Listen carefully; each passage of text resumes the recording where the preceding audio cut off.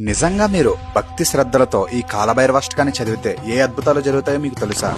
ఆ పరమశివుడి యొక్క అత్యంత శక్తివంతమైన కాలభైరవాష్టకం గురించి తెలుసుకుందాం రండి. నేను పర్సనల్ గా ఎక్స్పీరియన్స్ చేసి చెప్తున్నాను. ఎప్పుడైనా మీరు కాలభైరవాష్టకాన్ని భక్తి శ్రద్ధలతో చదివి ఆ స్వామిని ఏదైనా అడిగితే, నిజంగా చెప్తున్నాను, నెక్స్ట్ సెకండ్ నుంచి ఆ కోరిక తీరబోయే సిమ్టమ్స్ ని చూస్తారు మీరు. కాలభైరవాష్టకంలో మొదటి 2 లైన్లు చెప్తాను, జాగ్రత్తగా వినండి. దేవరాజ సేవ్యమాన పావనాంక్రి పంకజం అంటే దేవతల రాజైన ఇంద్రుడి సైతం సేవించినటువంటి పవిత్రమైన పాదపద్మములు కలవాడు. ఎవరు? ఆ కాలభైరవుడు. వ్యాలయజ్ఞ సూత్రమెందు శేఖరం కృపాకరం.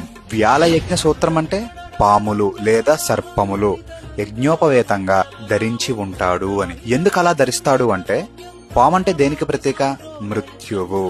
ఆ మృత్యువుని సైతం యజ్ఞోపవేతంగా ధరించాడు అంటే ఆయన మృత్యుంజయుడు అని.